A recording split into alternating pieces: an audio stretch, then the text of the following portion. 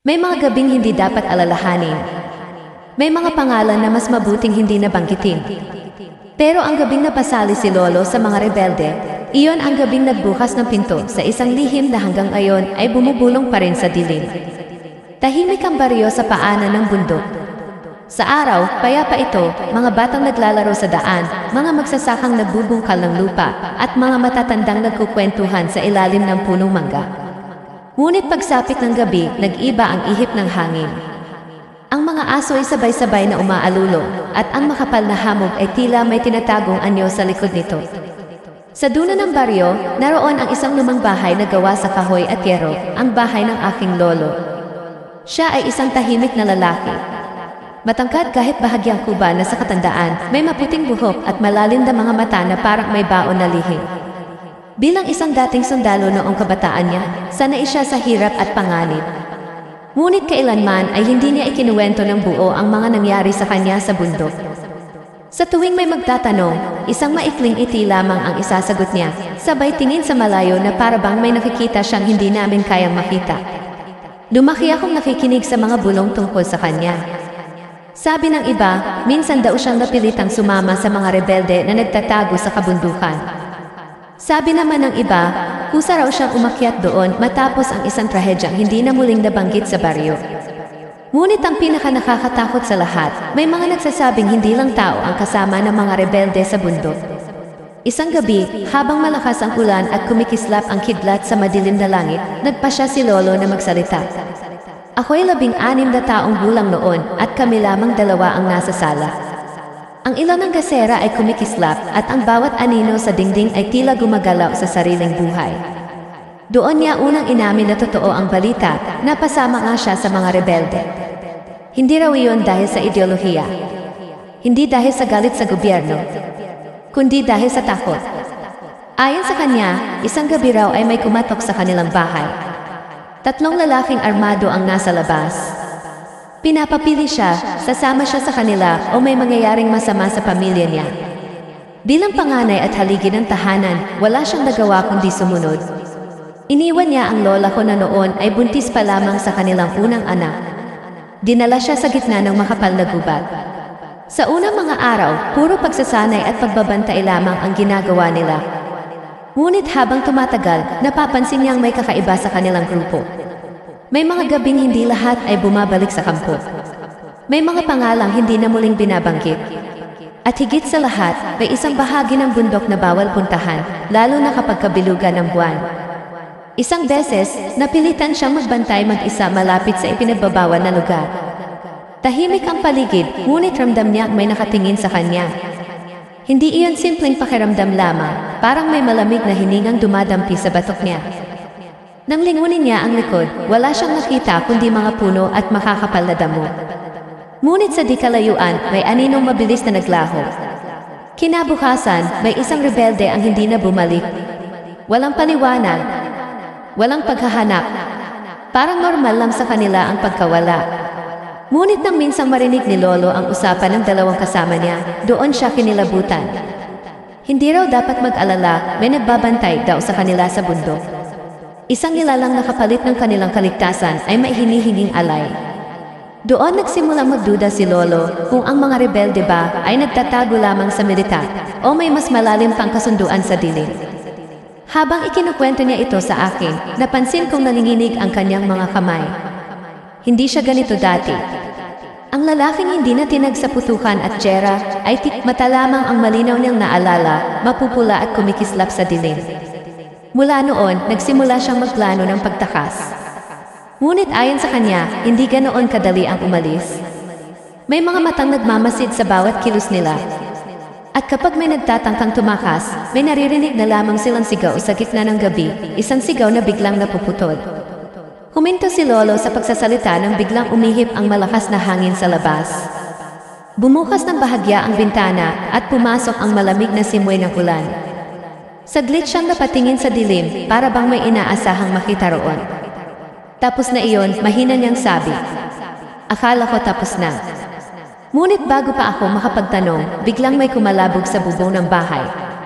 Isang mabigat na tunog na tila may tumalon mula sa isang mataas na puno. Napatingin kaming 2 sa kisan. Sunod-sunod ang yabag, mabagal, mabigat at tila sinasadya. Hindi na nagsalita si Lolo. Unti-unti siyang tumayo, kinuha ang lumang itak na nakasabit sa dingding. Ang mga mata niyang dati puno ng takot ay napalitan ng kakaibang determinasyon. At bago pa tuluyang tumigil ang mga yabag sa bubong, bumulong siya ng isang pangungusap na hindi ko kailanman makakalimutan. Hindi sila pumapayag na may umaalis. Sa labas ng bahay, may isang aninong dahan-dahang dumaan sa bintana, isang anyong hindi ko maipaliwanag, ngunit sapat upang maramdaman kong ang kwento ni Lolo ay hindi lamang bahagi ng nakaraan. Dahil sa gabing iyon, napagtanto kong ang misteryo ng aswang true story na kinalakihan ko ay maaaring hindi lang kwento. At ang pinakakinatatakutan ko, baka ang pagsali ni Lolo sa mga rebelde ay simula pa lamang ng isang sumpang hanggang ngayon ay hindi pa tapos. At kung totoo ngang may kasunduan sa bundok, ano ang kapalit na hindi pa nababayaran? Hindi ako agad nakagalaw matapos marinig ang bulong ni Lolo. Ang mga yabag sa bubong ay tila umiikot, mabagal ngunit sigurado na para bang sinusukat ang bawat bahagi ng bahay. Ang ulan ay patuloy na bumubuhos, ngunit sa pagitan ng mga patak nito, malinaw naming naririnig ang paglangit-ngit ng yero sa bawat hakbang ng kung anuman ang nasa itaas. Mahigpit ang hawak ni Lolo sa itak. Hindi siya sumisigaw. Hindi rin siya nagmamadaling lumabas. Sa halip, tumayo siya sa gitna ng sala at tumitig sa kisam na para bang hinihintay ang tamang sandali. Ako na may nakapako lamang sa kinaupuan ko, pilit inuunawa kung ang lahat ba ng ito ay dulot lang ng takot o may mas malalim na dahilan. Maya-maya pa, biglang tumigil ang mga yabag. Isang katahimikan ang bumalot sa paligid, yung klase ng katahimikang mas nakakatakot kaysa sa anumang ingay. Maging ang mga aso sa baryo ay natahimik. Tanging ang malakas na tibok ng puso ko ang naririnig ko sa sarili kong tainga. Pumasok ka sa kwarto, utos ni Lolo sa mahina ngunit mariing boses. Ngunit bago pa ako makasunod, may marahang pagkatok sa bintana. 3 sunod-sunod na katok. Parehang ritmo ng kwento niya tungkol sa 3 lalaking kumatok noon sa bahay nila. Hindi na niya ako pinasunod sa kwarto. Sa halip, dahan-dahan siyang lumapit sa bintana at bahagyang itinabi ang kortina. Hindi ko nakita ang nasa labas, ngunit nakita ko ang pagbabago sa mukha niya. Para siyang nakakita ng multo mula sa sarili niyang nakaraan. Pagkaraan ng ilang segundo, binitawan niya ang kortina at umuro. Wala, sabi niya. Pero ramdam kong hindi iyon ang totoo. Kinabukasan, tila walang nangyari. Maaraw ang umaga at abala ang mga tao sa kani-kanilang gawain. Ngunit sa baryo namin, mabilis kumalat ang balita. May isa raw na magsasaka ang nakakita ng malalaking bakas ng paa sa putikan malapit sa paanan ng bundok. Hindi raw ito pangkaraniwang bakas ng tao o hayop. Mas malalim, mas malaki at tila may kakaibang hugis ang mga daliri. Hindi ko maiwasang maalala ang mga mata na ikinuwento ni Lolo, mapupula at kumikislap sa dilim. Habang tumatagal, napansin kong mas naging balisa si Lolo. Madalas siyang nakaupo sa labas ng bahay tuwing gabi, tahimik na nakatingin sa bundok. Minsan, nahuli ko siyang maihawak na lumang tela na tila may nakabalot na kung ano. Nang tanungin ko siya, saglit siyang nag-isip bago sumagot. May mga bagay na hindi dapat iniuwi, sabi niya. Pero may mga bagay din na hindi ka hahayaang makalimot. Doon ko nalaman ang isa pang bahagi ng kwento niya. Noong nasa bundok pa raw siya kasama ng mga rebelde, may isang matandang babae na nakatira sa mas mataas na bahagi ng gubat. Hindi siya rebelde. Hindi rin siya sundalo. Ayon sa mga kasama niya, isa raw itong tagabantay, hindi ng kampo, kundi ng kung anong mas matanda pa sa kanila. Tuwing may nawawala sa grupo, ang mga natitirang rebelde ay umaakyat sa kubo ng matandang babae. Hindi para magsumbong, kundi para mag-alay. Manok, bigas, minsan pati personal na gamit ng nawawala. Kapalit daw iyon ng tea protection. Hindi raw iyon direktang sinabi, ngunit malinaw sa kanilang lahat, may kasunduan. Isang gabi, sinundan ni Lolo ang 2 kasama niya patungo sa kubo. Nagtago siya sa likod ng makapal na puno at doon niya nakita ang matandang babae. Payat, nakasuot ng maitim at may mahabang buhok na tila hindi ginugupit. Nakaupo ito sa harap ng maliit na apoy habang may binubulong na hindi niya maintindihan. Ngunit ang mas nagpatindig ng balahibo niya ay ang anino sa likod ng kubo. May hugis ng tao, ngunit masyadong mahaba ang mga braso. Hindi ito gumagalaw, ngunit ramdam niyang nakatingin ito sa kanila. At nang biglang lumakas ang hangin at mamatay ang apoy, nawala ang anino, parang hindi ito kailanman naroon. Pagbalik sa kampo, walang nagsalita tungkol sa nakita nila. Ngunit mula noon, napansin niyang mas lalong naging sunod-sunuran ang mga rebelde sa mga utos ng kanilang pinuno. Para bang hindi na lamang takot sa militar ang bumabalot sa kanila, kundi takot sa kung anong hindi nila kayang kontrolin. Hindi sila basta rebelde, bulong ni Lolo sa akin isang gabi. May pinoprotektahan sila. O baka naman may pinagsisilbihan. Habang pinoproseso ko ang lahat, nagsimula ring magbago ang paligid ng baryo. May mga gabi na may naririnig kaming parang mahinang ungol mula sa direksyon ng bundok. Hindi ito sapat para masabing hayop, ngunit hindi rin tunog ng tao. May mga manok na bigla na lamang nawawala sa kulungan. At ang pinakakinakatakot, may isang batang lalaki ang nagkwento na may nakita raw siyang matangkad na tao sa gilid ng kalsada isang madaling araw, nakatayo lang at nakatingin sa mga bahay. Walang naniwala sa bata. Ngunit ako, alam kong hindi iyon simpleng imahinasyon. Isang hapon, naglakas loob akong tanungin si Lolo kung paano siya nakatakas. Matagal bago siya sumagot. Umupo siya sa lumang bangko sa ilalim ng mangga at tumingin sa bundok na unti-unting nilalamon ng papalubog na araw. May tumulong sa akin, sabi niya. Akala ko tao ang tinutukoy niya. Ngunit nang tanungin ko kung sino, umiling siya. Hindi ko alam kung matatawag mo siyang tao. Ayon sa kanya, isang gabi raw na nakatakda na naman ang isang kipag-akyat sa kubo ng matandang babae. May narinig siyang boses habang siya'y nagbabantay. Hindi mula sa kampo. Hindi mula sa gubat. Parang mula sa loob mismo ng kanyang isip. Isang babala. Tumakbo siya ng gabing iyon. Hindi siya lumingon. Hindi siya huminto kahit may narinig siyang sigaw sa likod niya. Hanggang sa makarating siya sa paanan ng bundok at tuluyang makabalik sa baryo. Walang humabol sa kanya. O iyon ang akala niya. Dahil ilang araw matapos siyang makauwi, may nakita siyang marka sa likod ng kanilang bahay. 3 malalalim na guhit sa kahoy na parang gawa ng matutulis na kuko. Hindi iyon sinabi ng lolo ko sa kahit kanino.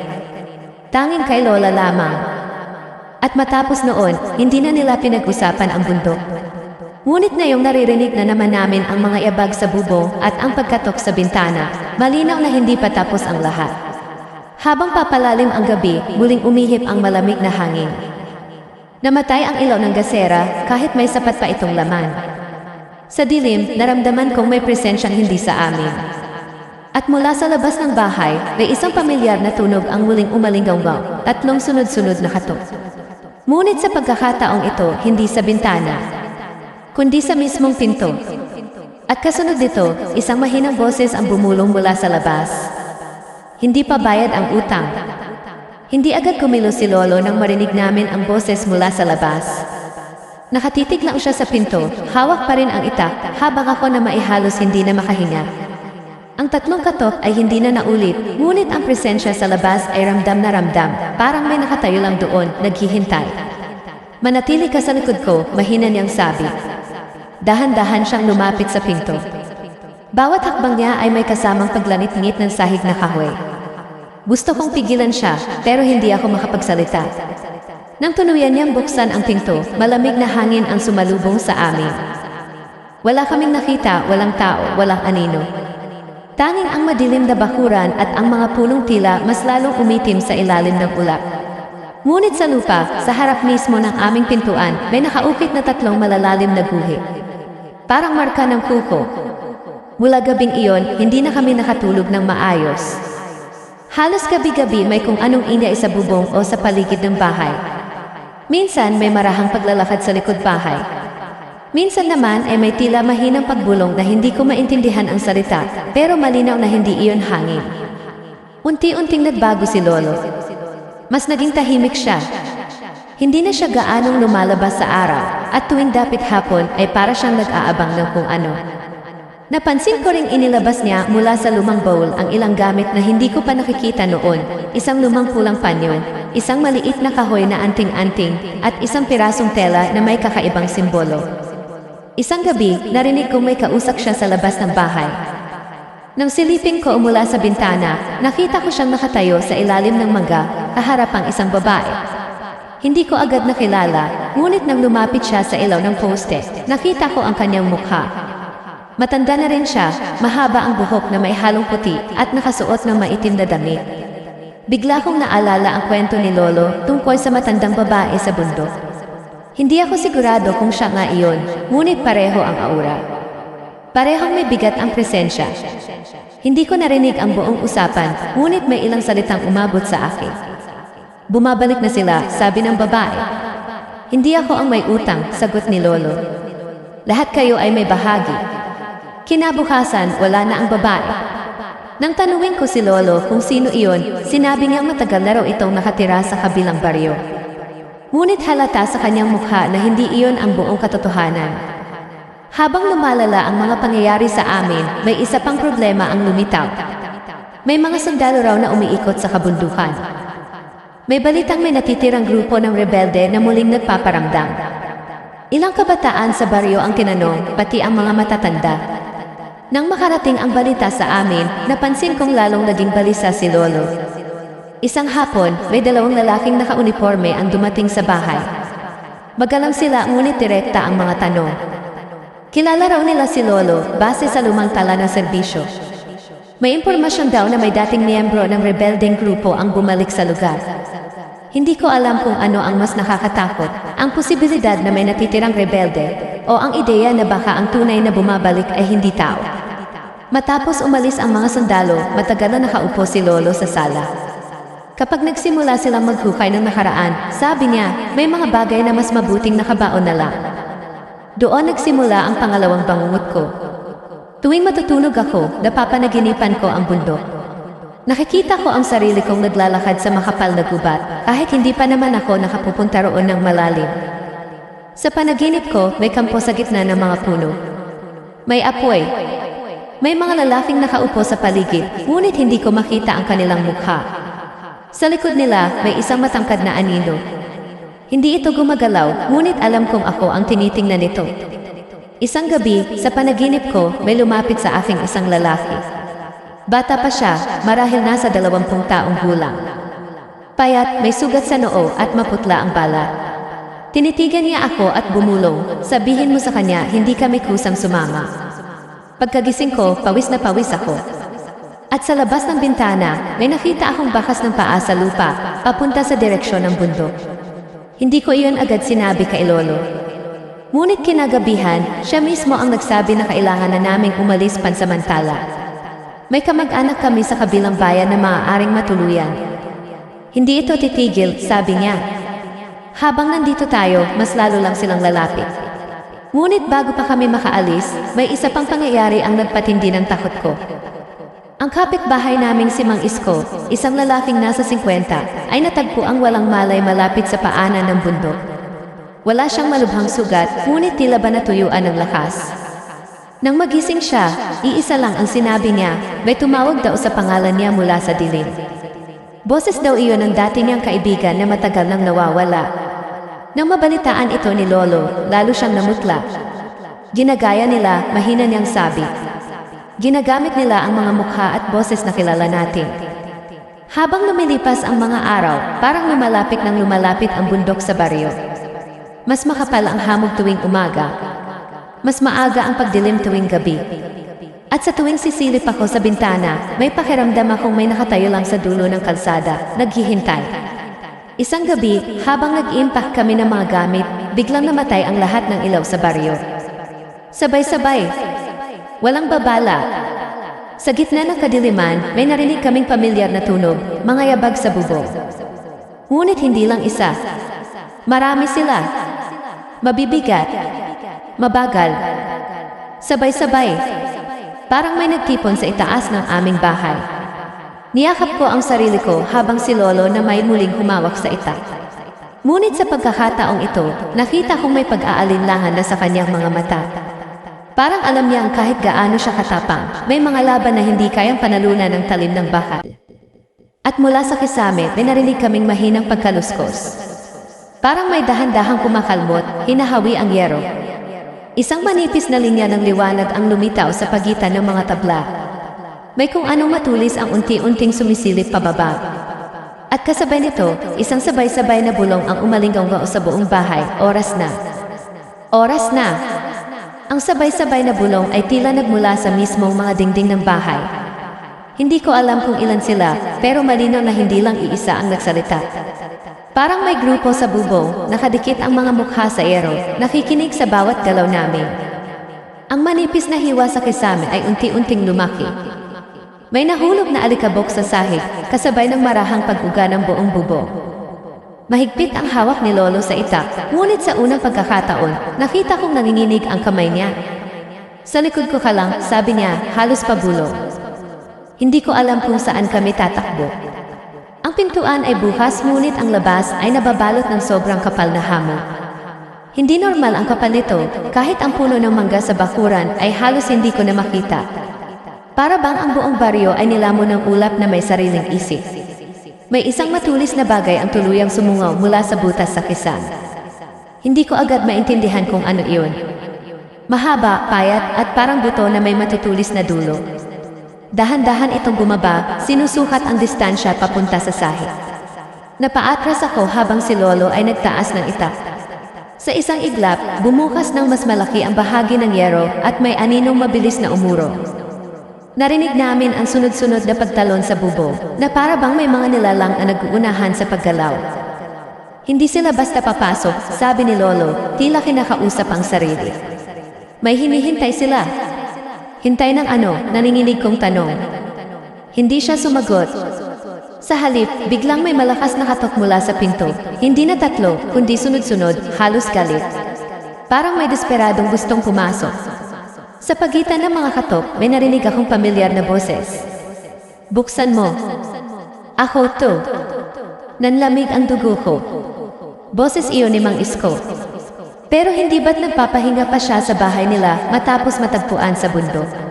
At bakit siya lalabas sa ganitong oras, sa gitna ng dilim at pagkawala ng kuryente? Tumingin ako kay Lolo. Hindi siya gumalaw. Hindi siya lumapit sa pinto. Anak, sabi niya sa akin, mabigat ang boses. Kapag may kumatok at kilala mo ang boses, huwag mong agad paniwalaan. Patuloy ang pagkatok. Mas malakas. Mas marahas.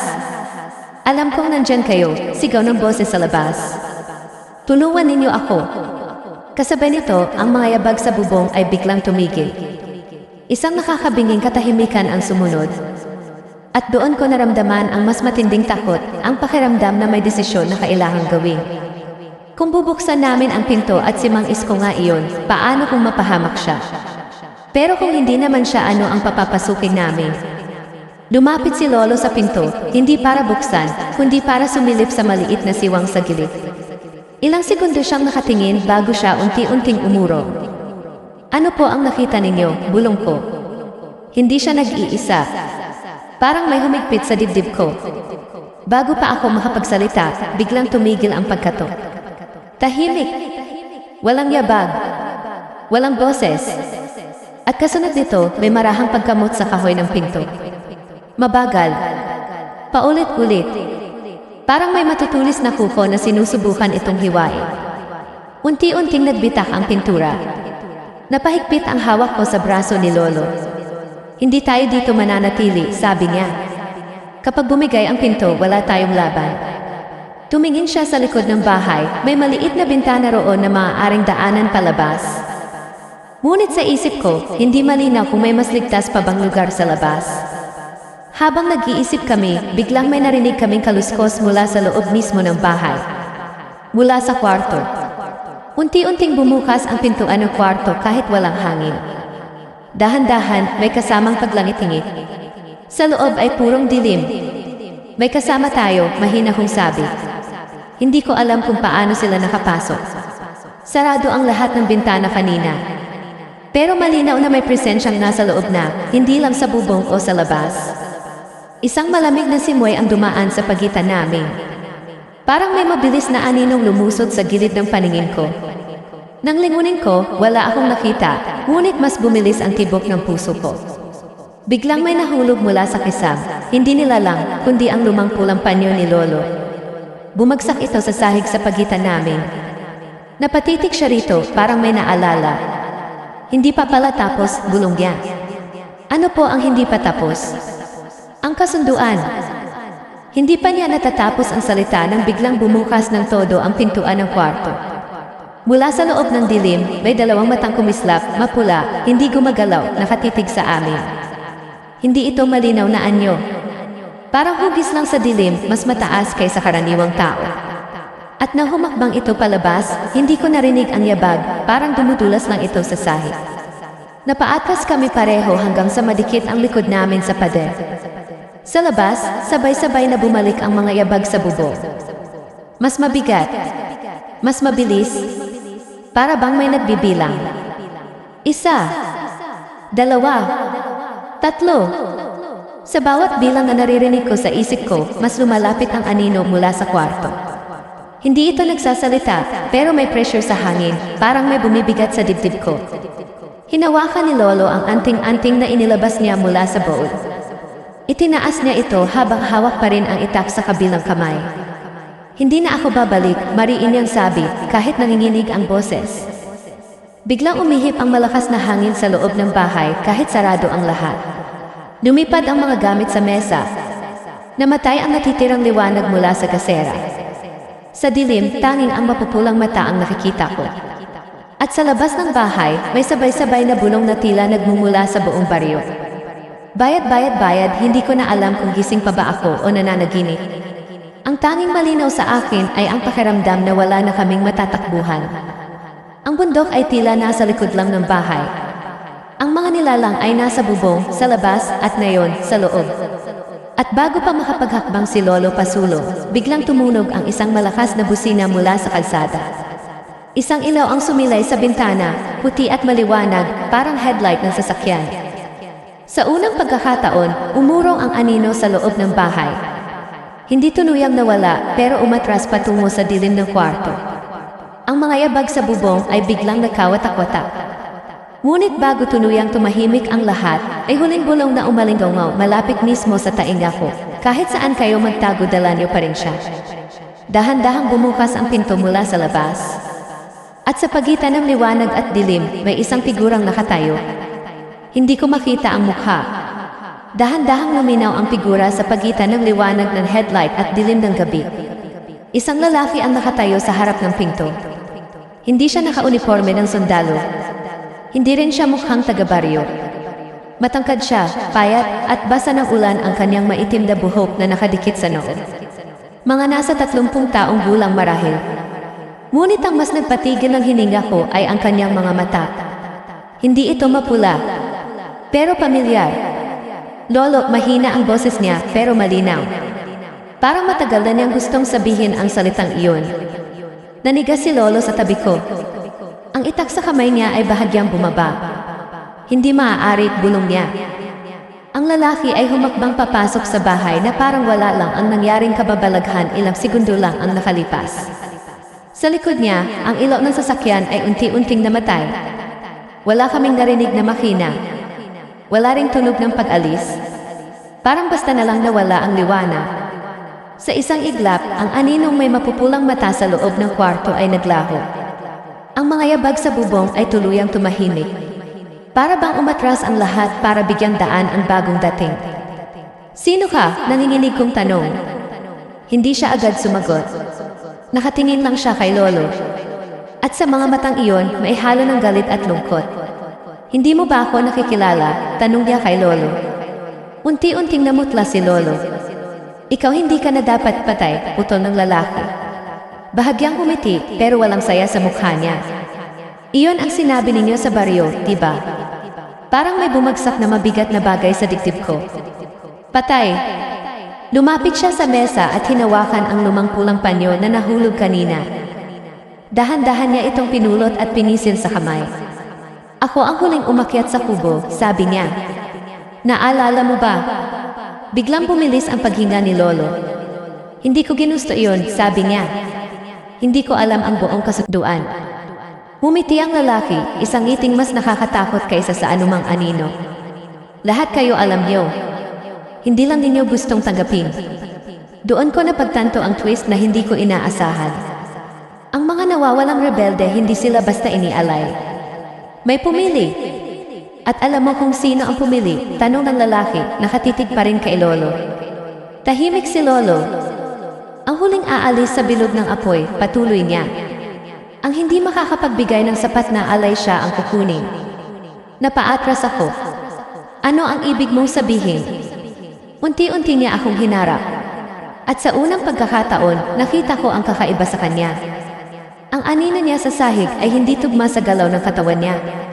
Parang may isa pang hugis na nakadikit sa likod niya, mas mahaba, mas manipis. Tumakas siya, sabi ng lalaki, tinuturo si Lolo.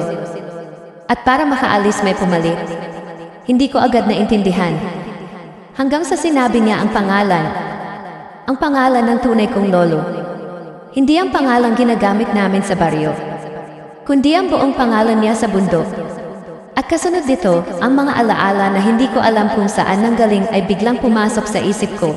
Parang hindi ko alaala, pero malinaw. Isang gabi sa bundok. Isang bilog ng apoy. Mga lalaking nakayuko. At si Lolo nakatayo, hawak ang pulang panyo. May isang kabataang lalaki sa gitna ng bilog, nakagapos ang kamay. Siya! Ang lalaking nasa harap namin ngayon. Hindi ako namatay, sabi niya. Hindi sa paraang iniisip ninyo. Unti-unting bumalik ang malamig na hangin sa loob ng bahay. Ang mga dingding ay tila humihinga. May marahang paggalaw sa kisam. Hindi sapat ang alay na ibinigay ninyo noon, patuloy niya. Kaya may utang pa. Napatingin ako kay Lolo. Totoo ba ito? Hindi siya agad sumagot. Ngunit sa mga mata niya, nakita ko ang sagot. May ginawa siyang hindi niya kailanman ikinuwento. At bakit ngayon, tanong ko, halos pabulong. Doon siya tuluyang humiti at sa sandaling iyon, nagbago ang kanyang mukha. Hindi pisikal, kundi sa pakiramdam. Parang mas lumalim ang kanyang presensya, mas bumigat ang hangin sa paligid niya. Dahil nasa tamang edad ka na. Naramdaman kong parang may nagyelong tubig na ibinuhos sa likod ko. Anong ibig mong sabihin? Ang dugo, sabi niya. Hindi nawawala ang kasunduan. Lumilipat lang. Unti-unting nagdilim ang paligid kahit walang namatay na ilaw. Parang ang mismong gabi ay pumasok sa bahay. Si Lolo ay napaluhod. Sa akin na lang, sabi niya. Huwag na siya. Ngunit umiling ang lalaki. Huli na. Matagal na. At doon ko naramdaman ang pinakamatinding twist, ang mga panaginip ko, ang mga bulong, ang pakiramdam na may nakatingin sa akin, hindi pala ako basta biktima. Pinipili ako. Biglang may narinig kaming kalusko sa labas. Hindi na sa bubong. Hindi na sa pinto. Sa buong baryo. Mga sabay-sabay na paggalaw. Parang may naglalakad sa bawat bubong, sa bawat bakuran. Hindi lang ito tungkol sa inyo, sabi ng lalaki. Ang baryo ninyo bahagi rin. Napaisip ako kay Mang Isko. Sa batang nakakita ng matangkad na tao. Sa matandang babaeng nakausap ni Lolo. Paano kung hindi lang iisang nilalang ang kausap namin? Paano kung matagal na itong nakapaligid sa amin, naghihintay lang ng tamang panahon? Unti-unting lumapit ang lalaki sa akin. Hindi siya nagmamadali. Parang alam niyang wala akong matatakbuhan. Sinubukan kong umatras, pero napansin kong hindi na ako makagalaw ng maayos. Parang may kumakapit sa mga paa ko, hindi nakikita pero ramdam ko. Tapos na ang pagtatago, bulong niya. At sa sandaling iyon, biglang nagbago ang anyo ng bahay sa paningin ko. Hindi na ito ang sala namin, kundi ang kampo sa bundok. Ang bilog ng apoy. At ako ang nasa gitna. Napatingin ako kay Lolo, pero hindi na siya mukhang matanda. Mas bata siya. Nasa gitna ng mga rebelde. At hawak niya ang pulang panyo. Ang lahat ay tila paulit-ulit na nangyayari. Isang siklo. Isang kasunduang hindi kailanman natapos. At sa gitna ng kaguluhan ng isip ko, may isang tanong na bumangon, kung ako ang susunod may magagawa pa ba ako? O tulad ni Lolo, pipili din ako para makaligtas. Biglang bumalik ang paligid sa kasalukuyan. Nasa loob pa rin kami ng bahay. Ngunit ang mga anino sa paligid ay mas malinaw na ngayon, hindi na lang sa kisame o sa labas. Nasa likod ko. Sa gilid ng paningin ko. Sa mismong pagitan namin. Ang lalaki ay halos kaharap ko na. At ngayon, sabi niya, oras mo na. Kung ikaw ang nasa ganitong sitwasyon, ano ang gagawin mo? Tatanggapin mo ba ang kasunduan para iligtas ang pamilya mo? O lalaban ka kahit hindi mo alam kung paano? Sa tingin mo ba makakaligtas ang pangunahing tauhan? Hindi na ako makahinga. Ang mga anino sa paligid ay unti-unting lumalapit, bumubuo ng bilog sa paligid ko, katulad ng bilog ng apoy sa alaala ni Lolo. Ang sahig ng bahay ay tila naging lupa ng bundok, malamig at mamasa-masa. Ang amoy ng usok at basang dahon ay pumalit sa amoy ng kahoy. Hindi, sigaw ni Lolo, pilit tumatayo kahit nanginginig ang mga tuhod. Sa akin na lang. Ako ang may kasalanan. Ngunit hindi na siya pinansin ng lalaking nasa harap ko. Unti-unting lumapit ang misteryosong lalaki. Sa bawat hakbang niya, mas lumalalim ang anino sa likod niya, parang may ibang nilalang na sumusunod sa kanyang galaw. Hindi ko na makita ng malinaw ang mukha niya, nagiging malabo ito, parang usok na may hugis ng tao. At doon ko naintindihan ang lahat. Hindi siya basta biktima. Hindi rin siya ganap na tao. Siya ang naging sisidlan. At ngayon, ako naman ang pinipili. Hindi ako papayag, halos hindi ko marinig ang sarili kong boses, pero sinabi ko pa rin. Tumawa siya, isang tunog na parang nagmumula sa maraming bibig. Wala kang pagpipilian. Sa gilid ng paningin ko, nakita ko si Lolo na unti-unting lumalapit, hawak ang anting-anting at itak. May dugo ng tumutulo mula sa kanyang noo, hindi ko alam kung paano siya nasugatan. Pero malinaw sa mukha niya ang desisyon. May pagpipilian palagi, sabi niya, mahina pero matatag. Bigla siyang sumugod. Mabilis ang pangyayari. Itinaas niya ang itak at hinampas ang aninong nakakabit sa misteryosong lalaki. Hindi sa katawan nito, kundi sa mismong anino sa sahig. Sa isang iglap, umalingaw ang napakalakas na sigaw. Hindi galing sa lalaki. Hindi rin galing kay Lolo, kundi mula sa paligid. Ang mga anino sa dingding ay nagkagulo, kumislot na parang nasusunog. Ang sahig ay parang umuga. Naramdaman kong bumalik ang bigat sa dibdib ko, pero hindi na ako nakapirmi. Ngayon, sigaw ni Lolo sa akin. Huwag mo hayaang makumpleto ang bilog. Hindi ko alam kung paano ko naintindihan, pero bigla kong napansin ang mga anino sa sahig. Nakaposisyon sila sa paligid ko, parang bumubuo ng saradong hugis. Kung magsasara iyon, tapos na. Sa sobrang takot at desperasyon, kinuha ko ang pulang panyo mula sa sahig. Hindi ko alam kung bakit, pero ramdam kong mahalaga iyon. Hindi ito para sa inyo. Sigaw ko kahit nanginginig. At sa hindi ko maipaliwanag na lakas ng loob, itinapat ko ang panyo sa gitna ng bilog at sinindihan ito gamit ang natitirang apoy ng gasera na halos patay na. Mabilis na nagliyab ang tela. Sa sandaling iyon, nagbago ang lahat. Ang bahay ay tuluyang naging kampo sa bundok sa paningin ko. Ang bilog ng apoy ay muling nabuo, pero sa pagkakataong ito, ako ang nakatayo, hindi nakagapos. Sa paligid ko, nakita ko ang mga mukha ng mga rebelde, mga lalaking takot, pagod at puno ng pagsisisi. At sa gitna nila ang batang lalaking inialay noon. Hindi na siya galit. Nakatingin lang siya sa akin. Tapusin mo, sabi niya. Sa likod niya, ang tunay na anyo na nilalang ay bahagyang lumitaw. Hindi buo, hindi malinaw, pero sapat para maramdaman ang bigat nito. Parang usok na may mga matang kumikislap, walang tiyak na hugis. Hindi kayo ang pumili, sabi ko, hindi ko alam kung kanino ako nagsasalita. Ginamit lang kayo. Sa huling lakas ko, inihagis ko ang nagliliyab na panyo sa gitna ng bilog. Sumabog ang liwanag. Isang nakakabinging sigaw ang umalinggaw, hindi galit, kundi parang nasasaktan. Sa loob ng liwanag, nakita ko si Lolo, mas bata, nakatayo sa gilid ng bilog, hawak ang parehong panyo. Nakita ko ang sandaling pinili niyang tumakas. Nakita ko ang takot niya. Ang pag-asa niyang mailigtas ang pamilya niya. At nakita ko ang sandaling iyon na pwede palang magbago. Sa isang iglap, ang batang lalaking inialay noon ay lumapit sa anino at hinawakan ito. Hindi para sumanib, kundi para hilahin ito pababa, palayo sa amin. Hindi na, sabi niya. At biglang naglaho ang lahat. Bumalik ang bahay. Wala nang anino sa kisam. Wala nang yabag sa bubong. Wala nang misteryosong lalaki sa harap ko. Tanging ako at si Lolo ang nasa sala, pareho kaming nakahandusay sa sahig. Tahimik. Napakatahimik. Unti-unting bumalik ang ilaw sa baryo. Narinig ko ang mahinang tahol ng aso sa malayo. Normal. Parang walang nangyari. Lolo, mahina kong tawag. Hindi siya agad gumalaw. Lumapit ako sa kanya at nakita kong nakadilat ang mga mata niya, nakatingin sa kisam. Ngunit wala na ang takot sa mukha niya. May kapayapaan. At doon ko napansin, wala na ang anting-anting sa kamay niya. Naging abo ito, parang ang pulang panyo. Natapos na ba? Bulong ko. Walang sumagot.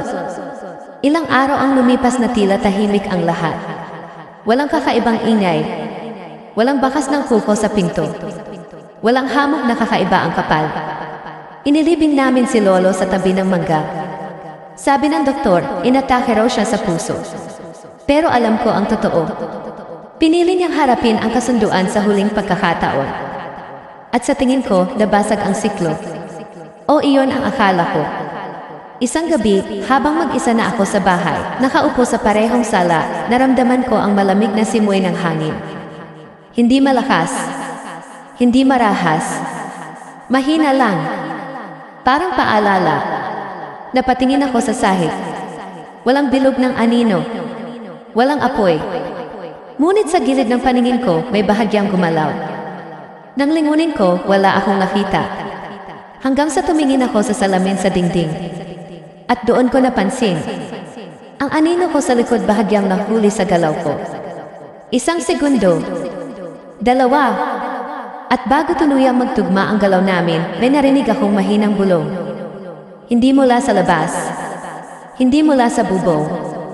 Kundi mula mismo sa likod ko. Hindi lahat ng natatapos ay nawawala. Napalingon ako. Wala akong nakita.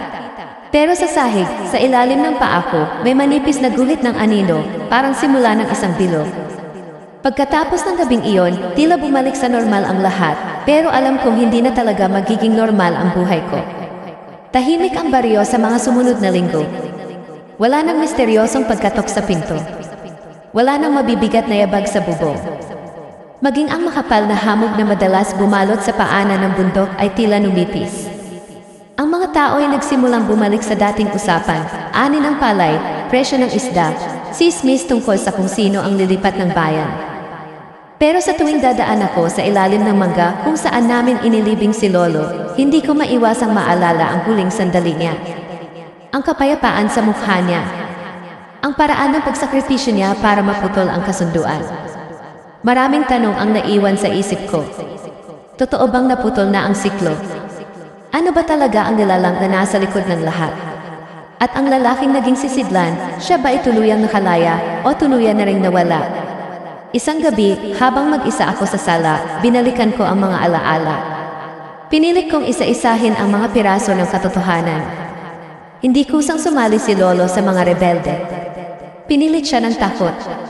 Sa bundok, natuklasan nilang may mas matandang puwersang namamayani roon, isang presensyang hindi basta aswang sa karaniwang kwento, kundi isang bagay na mas malalim. Hindi ito basta nananakit. Nakikipagkasundo ito.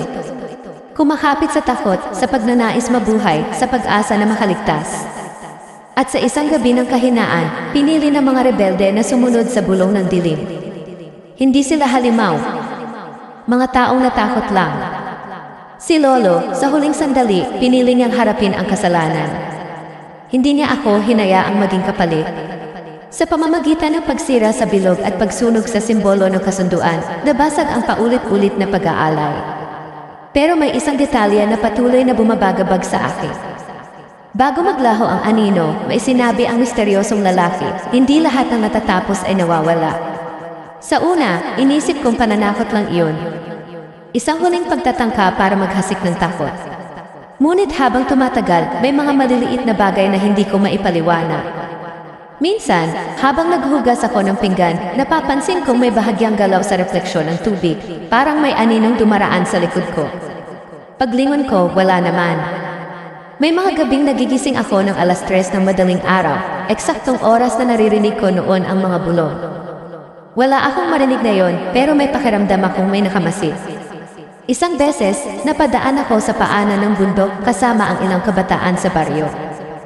May bagong daan na ginagawa roon. Habang naglalakad kami, napansin kong may bahagi ng lupa na tila mas maitim kaysa sa paligid. Parang dating lugar ng apoy. Nang tanungin ko ang isa sa matatanda kung may alam ba siya tungkol doon, sinabi niyang matagal na raw may mga nawawala sa bundok na iyon, kahit bago pa ang panahon ng mga rebelde. May mga bagay dyan na hindi tao, sabi niya. At hindi rin hayop. Hindi ko alam kung alin ang mas nakakatakot, ang posibilidad na may natitira pa, o ang posibilidad na bahagi na ako ng isang mas matagal at mas malawak na kwento. Dahil may isa pang bagay na hindi ko pa nasasabi. Simula nang mangyari ang lahat, nagkaroon ako ng kakaibang panaginip. Hindi na tungkol sa bilog ng apoy. Hindi na tungkol sa kampo. Kundi tungkol sa salamin. Sa panaginip ko, nakatayo ako sa harap ng malaking salamin sa gitna ng gubat. Wala akong nakikitang ibang tao. Pero kapag tinitigan ko ang sarili kong refleksyon, napapansin kong may bahagyang pagbagal sa kilos nito. Isang segundo, dalawa, at sa bawat gabi na napapanaginipan ko iyon, mas humahaba ang pagitan bago magtugma ang galaw namin. Hanggang sa isang gabi, sa panaginip ko, tuluyan ang hindi gumalaw ang refleksyon ko. Mumiti ito. Hindi ako. Pagkagising ko, pawis na pawis ako. Agad akong tumingin sa salamin sa dingding ng sala. Normal naman ang lahat. O iyon ang akala ko. Dahil habang tumatagal, napapansin kong mas nagiging sensitibo ako sa dilim. Mas malinaw kong nararamdaman kapag may presensya sa isang lugar, kahit wala namang nakikita ang iba. Parang may naiwan sa akin noong gabing iyon, hindi sumpa, kundi bakas. Minsan, naisip ko, baka hindi talaga ako ang susunod na alay. Baka ako ang naiwan para maging bantay. Isang gabi, may kumatok sa pinto. 3 beses. Hindi malakas. Hindi marahas. Parang pamilyar na ritmo. Nanalamig ang kamay ko habang papalapit ako. Walang hamog sa labas. Walang kakaibang anino sa bubong. Pagbukas ko ng pinto, wala akong nakita. Pero sa lupa, may isang maliit na bagay.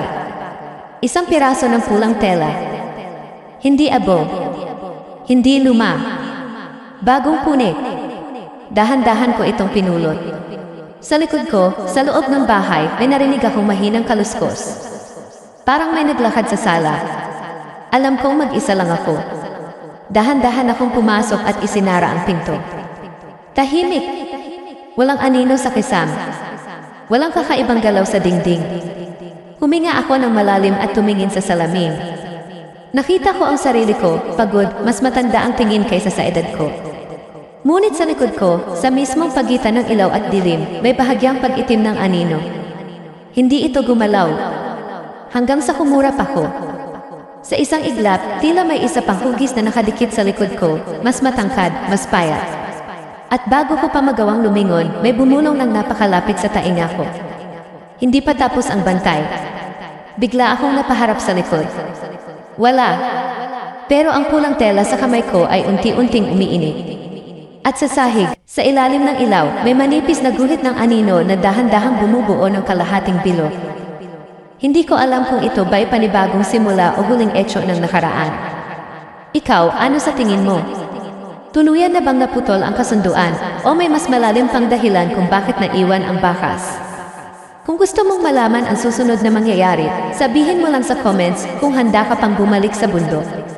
Dahil minsan, ang mga kwento ng dilim hindi natatapos. Naghihintay lang sila.